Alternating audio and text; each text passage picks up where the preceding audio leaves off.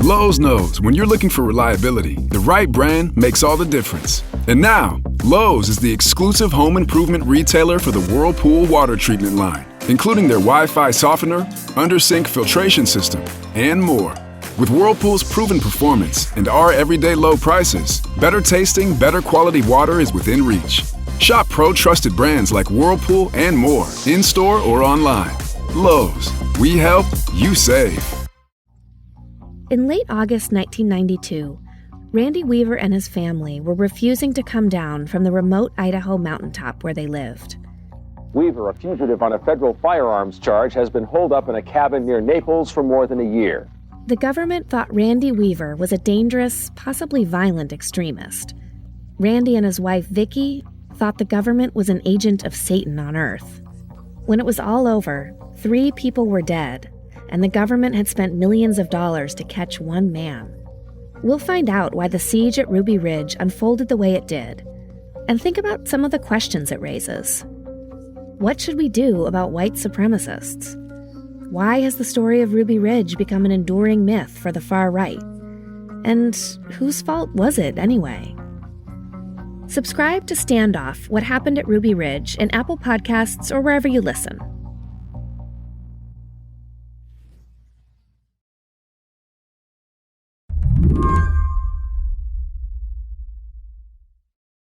Last April, the Vatican held the funeral of Pope Francis. Verbum Domini.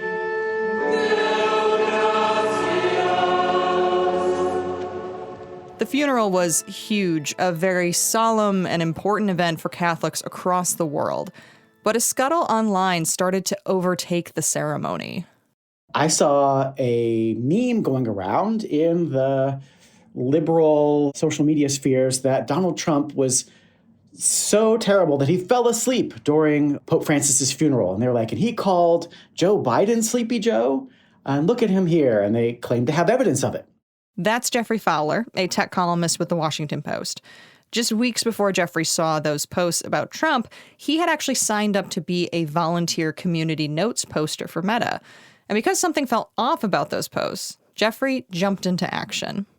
I said, you know what? There is this tool that Mark Zuckerberg created for us to counter these kinds of untruths on social media, on Instagram and Threads and Facebook.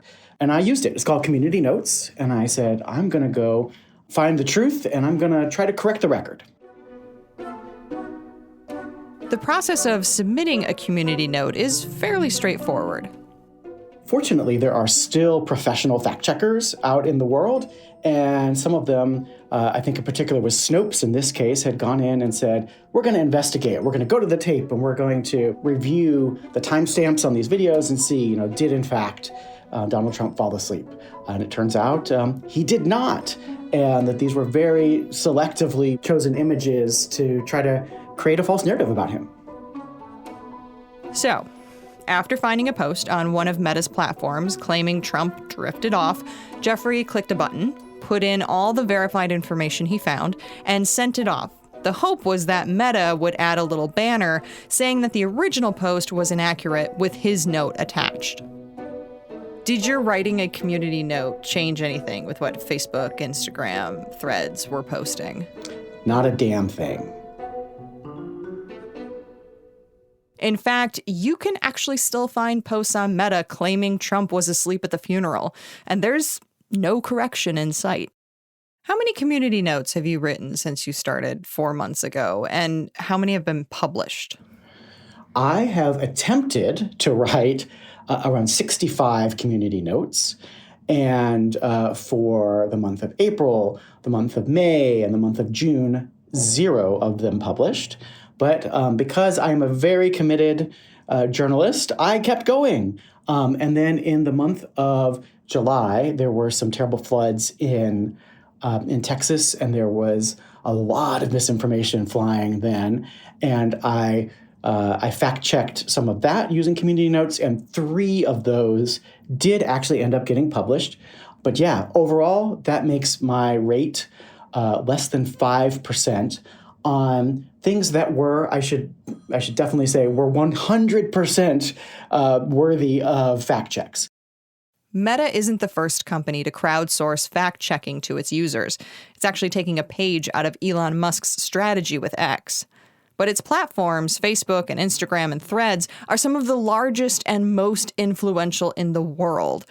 And as we've seen with X, community notes are not a one-to-one replacement for real fact-checkers. And I think it really speaks to the total lack of interest and commitment by Mark Zuckerberg and Meta in kind of creating social media and creating an internet where people can trust the information that they're seeing. They just don't care. Today on the show, Meta started its own volunteer fact-checking project 4 months ago. Surprise, it is not going well. I'm Shayna Roth, filling in for Lizzie O'Leary. You're listening to What Next TBD, a show about technology, power, and how the future will be determined. Stick around.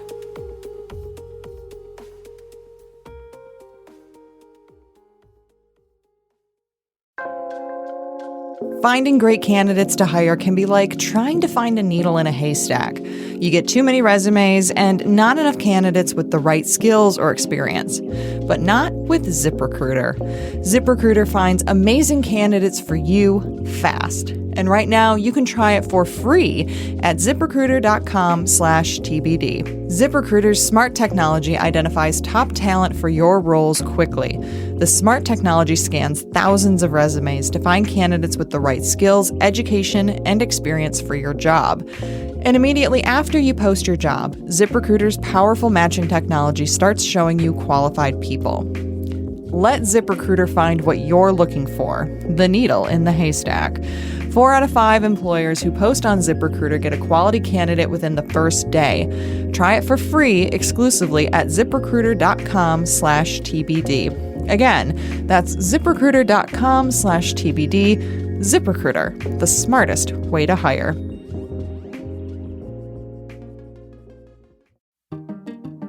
If you're running a business, you know every customer conversation matters. Whether you're a one-person operation or have a large team that needs better collaboration tools, OpenPhone is the #1 business phone system that streamlines and scales your customer communications. OpenPhone works through an app on your phone or computer, and your team can share one number and collaborate on customer calls and texts like a shared inbox. Plus, OpenPhone's AI agent can be set up in minutes to handle calls after hours, answer questions, and capture leads so you never miss a customer. See why over 60,000 businesses trust OpenPhone to manage their businesses' calls and texts. OpenPhone is offering What Next TBD listeners 20% off of the first 6 months at openphone.com/TBD. That's OpenPhone.com/TBD. And if you have existing numbers with another service, OpenPhone will port them over at no extra charge. OpenPhone, no missed calls, no missed customers.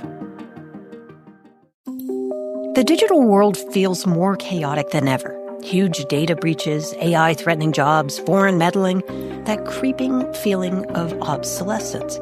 It's information overload. I'm Dina Temple-Raston, host of Click Here from PRX and Recorded Future News. Want to understand how we got here and how you can get ahead of it all? Listen to Click Here. We can help you make sense of all the noise, wherever you get your podcasts.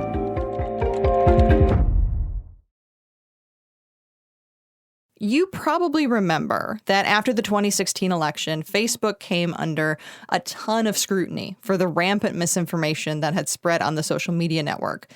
Back then, Geoffrey Fowler says that Facebook's leaders were concerned.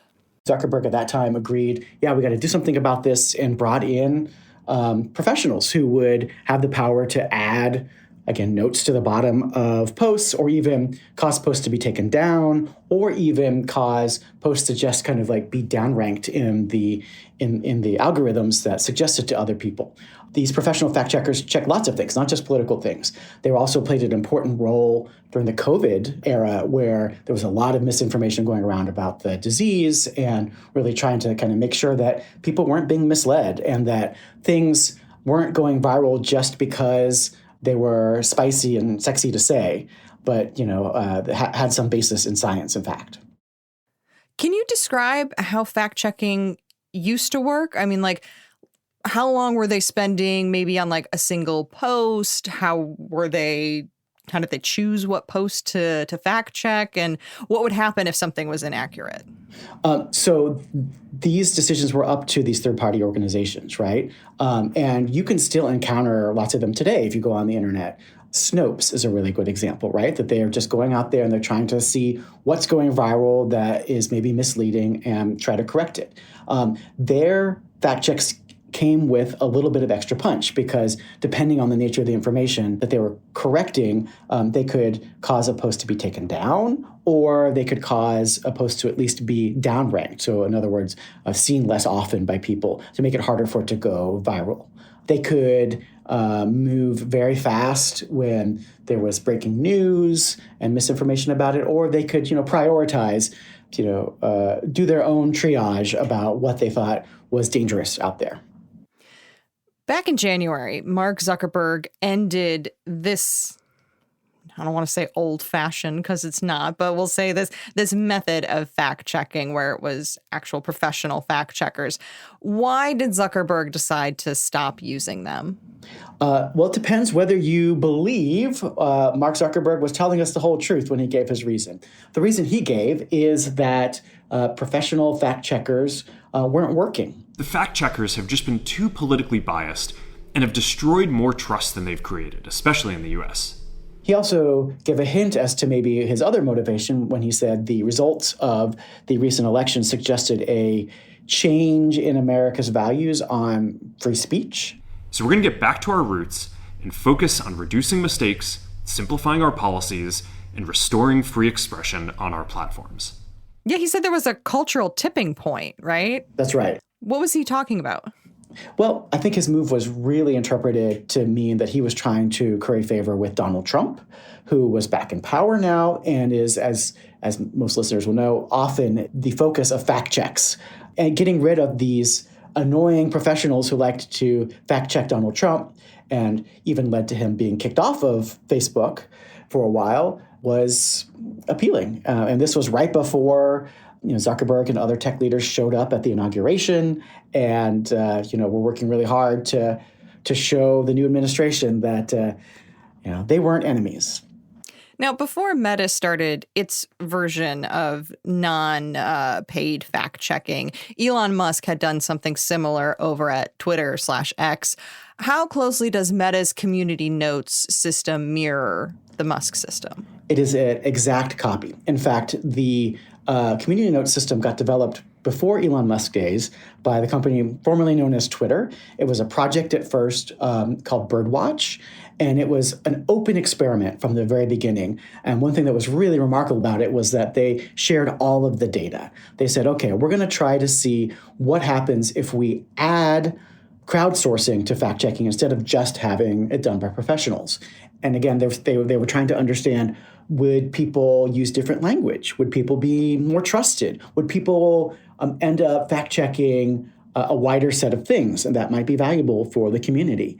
And then eventually, Elon Musk bought Twitter, renamed it X. And then I believe it was last year at some point, Elon Musk ended the professional fact-checking program and just had community notes left.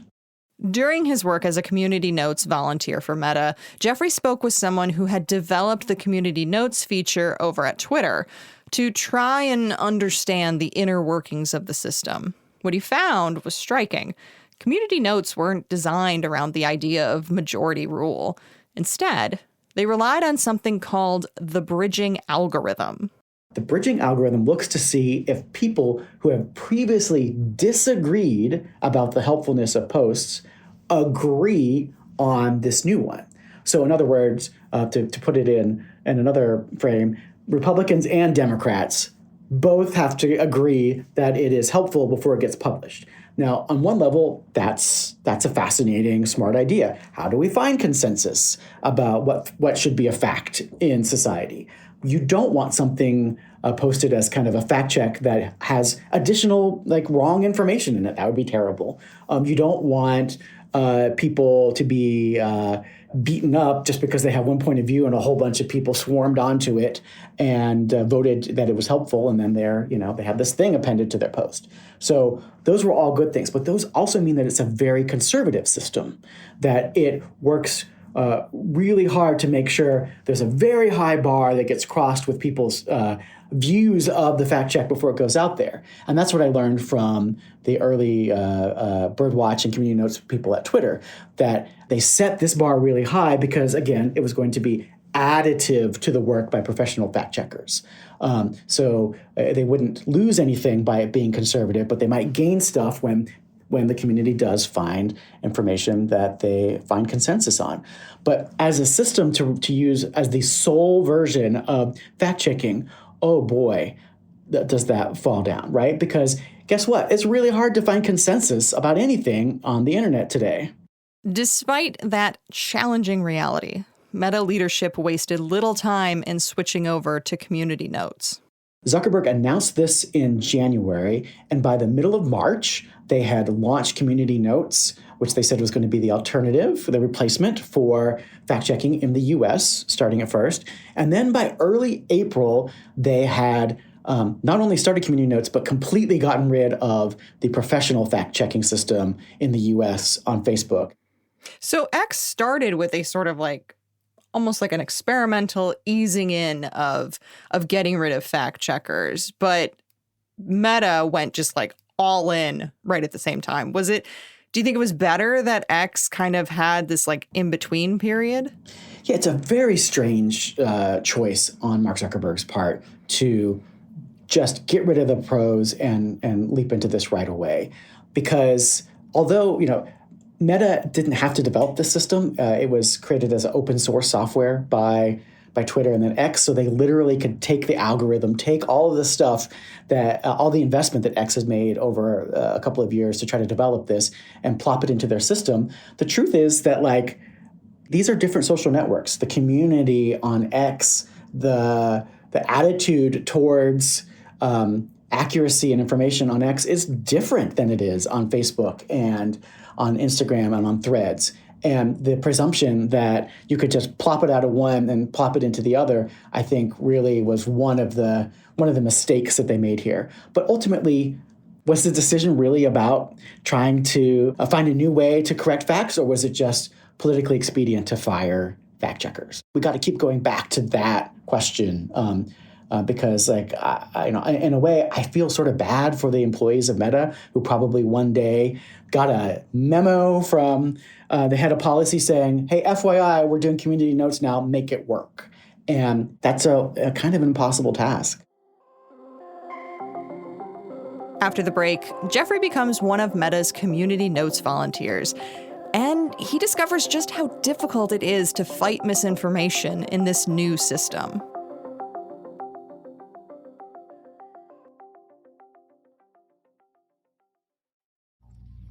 In late August 1992, Randy Weaver and his family were refusing to come down from the remote Idaho mountaintop where they lived. Weaver, a fugitive on a federal firearms charge, has been holed up in a cabin near Naples for more than a year. The government thought Randy Weaver was a dangerous, possibly violent extremist. Randy and his wife, Vicki, thought the government was an agent of Satan on Earth. When it was all over, 3 people were dead, and the government had spent millions of dollars to catch one man. We'll find out why the siege at Ruby Ridge unfolded the way it did, and think about some of the questions it raises. What should we do about white supremacists? Why has the story of Ruby Ridge become an enduring myth for the far right? And whose fault was it anyway? Subscribe to Standoff: What Happened at Ruby Ridge in Apple Podcasts or wherever you listen.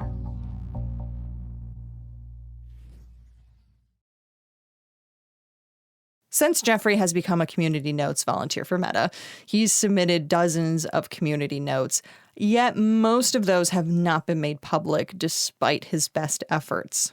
I very intentionally took on topics that went across the political spectrum. I tried to put out community notes that defended Donald Trump. He wasn't actually sleeping at Pope Francis's funeral. I did ones that defended liberal causes. I tried to point out AI generated deepfakes. I tried to correct facts about Hollywood celebrities. I mean, it was really across the spectrum because I didn't want to be the guy who was just hammering one point of view, and maybe that's my problem. But it didn't seem to make a difference because I just couldn't get enough community notes contributors on Facebook, Instagram, and Threads to agree that what I had drafted was useful. Yeah, I mean, one of the hoaxes that you flagged was about an ICE partnership with DoorDash. So let's use that as an example of how this works. Walk me through the process from how you came across the hoax to how your journey with this hoax ended. In that case, I believe I saw that one of the professional fact-checking outlets had posted on their own website a fact check that said, and I think that one might have been Snopes again, that they had noticed that there was this image going viral of a DoorDash delivery person being arrested or taken away by ICE, with the context being, and some text saying that, DoorDash was working with ICE to get the delivery folks who work for them. And so Snopes did all the hard work here. I didn't really do anything. I just read their fact check, and they went to DoorDash, sought comment, did all of these things that professional journalists, people who get paid to make sure that we know the proper information and accurate information do. And DoorDash said, this is not true. We are never doing this. This is a lie that's going around. So I saw that this had been published by them. So then I went on Instagram and I started looking for people who were sharing it. And it wasn't hard to find. And then because I was part of the Community Notes program, I tapped a button in the app and it said, propose community note. And then I went into the app and I wrote some text. You can read it in my column on the Post, exactly what I proposed. And then I also gave a link to that Snopes investigation showing that this was not true. And then I sent it off into the ether and I said, all right. And after I submitted it, then it was put in front of other Community Notes contributors to vote on. And everybody who's a contributor in their app, you can go to a special section and you get to give a thumbs up or a thumbs down, helpful or not helpful, on other people's proposed notes. And the app doesn't give you a ton of information, but it was telling me that people found my fact check to be accurate and they found it to be well-sourced. But it also kept saying not enough people have voted on this for it to be published. So it hadn't met that bar with the bridging algorithm to prove that people who previously disagreed were agreeing that it was helpful. And after that, it just got stuck and it never got enough people. So to this day, that those posts claiming that DoorDash was handing over their delivery people to ICE is still out there. This all feels like such a frustrating project to attempt once, let alone, multiple times as you've done. Why did you get involved in the Community Notes project? And what started it? Because I'm a little bit crazy? No, the answer is, frankly, because I'm paid to. Unlike the other people who are now expected to do fact-checking on Facebook, Instagram, and Threads. I'm a columnist for the Washington Post. A lot of my work involves holding technology companies to account for the things that they say they're doing, for how they say their products are working, and poking at them, testing them, seeing what really happens when you use them. So that's my job to do that. And the announcement by Zuckerberg in January made a lot of waves, but it was really sort of seen as kind of like a policy decision. But I guess a point that I'm trying to make as a journalist is that these policy decisions are also product decisions now, and they have a direct impact on our experience, on your family's information diet. If you and your loved ones are like the vast majority of Americans who now get their news and information from social media, this policy decision by Mark Zuckerberg means that you're getting fed more BS, and the safety net to try to get rid of some of the worst of it is gone.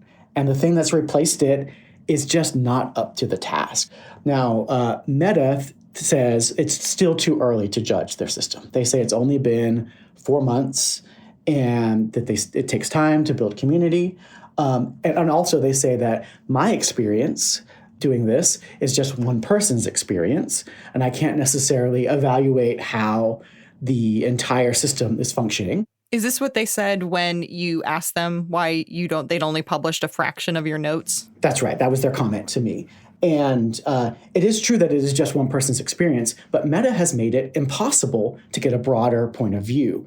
Unlike Twitter and X, it has not published any data about how the system is working or even what posts are ending up getting community notes added to them. There's no way for outside experts or journalists to sort of evaluate and see how it's going. They did promise they would be transparent about it, but they just haven't yet.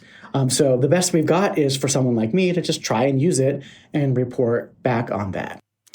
Are there specific topics that Community Notes seems either particularly ill-equipped at fact-checking or maybe does actually a decent job at fact-checking?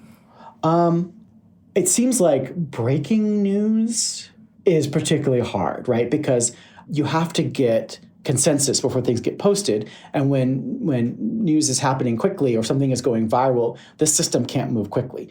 The fact checks that I did, the community notes that I did about the floods in Texas took several days to get online, even though I moved pretty quickly on them. Like I moved the day after the flood.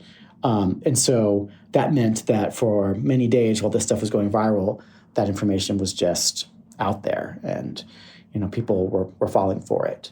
So that's one example of something where it seems to move too slowly. When I look through the community notes that I see other people suggesting that I get to vote on as a contributor, a lot of it isn't very good. And I don't mean to diminish people's efforts, but they're not professional information workers, right? And they may misunderstand the point of it. So a lot of it is just someone's opinion, like, this is stupid, like, no one should ever listen to Donald Trump. Or I saw several that listed as a source, just Google it.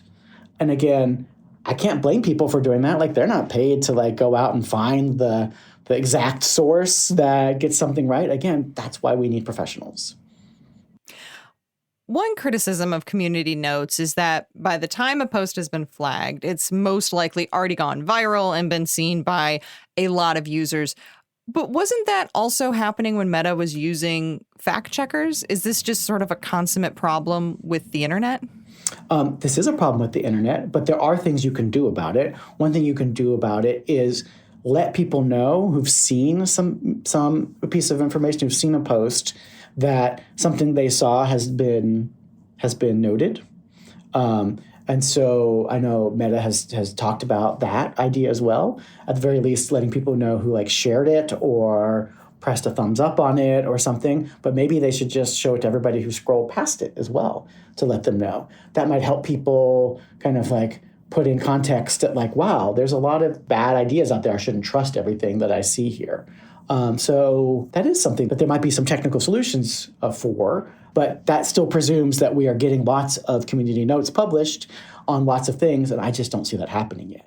You talk about the end of fact-checking and that algorithms like community notes are just really sort of spreading, not just on social media, but sort of all over the place. What does this mean for people and getting facts?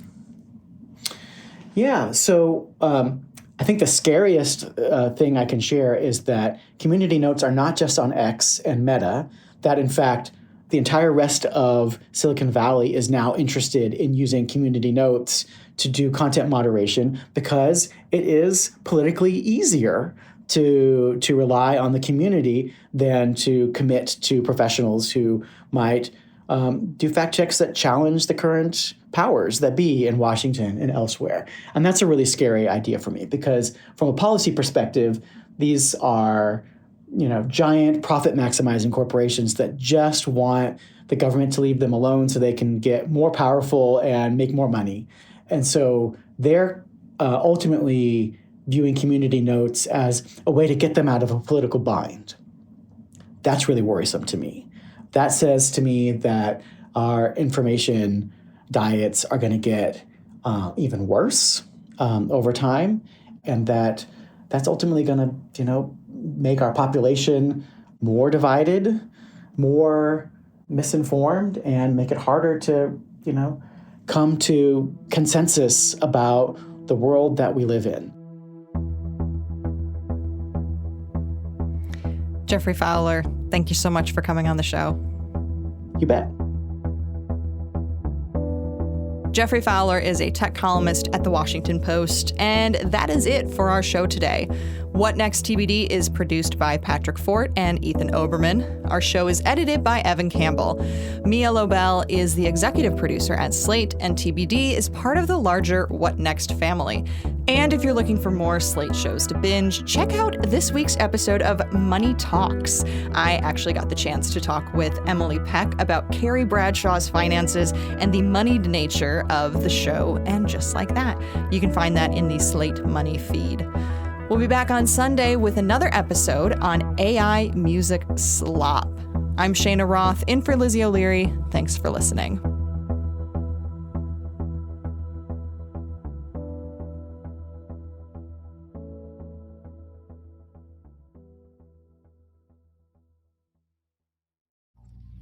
In late August 1992, Randy Weaver and his family were refusing to come down from the remote Idaho mountaintop where they lived. Weaver, a fugitive on a federal firearms charge, has been holed up in a cabin near Naples for more than a year. The government thought Randy Weaver was a dangerous, possibly violent extremist. Randy and his wife, Vicki, thought the government was an agent of Satan on Earth. When it was all over, 3 people were dead, and the government had spent millions of dollars to catch one man. We'll find out why the siege at Ruby Ridge unfolded the way it did, and think about some of the questions it raises. What should we do about white supremacists? Why has the story of Ruby Ridge become an enduring myth for the far right? And whose fault was it anyway? Subscribe to Standoff: What Happened at Ruby Ridge in Apple Podcasts or wherever you listen.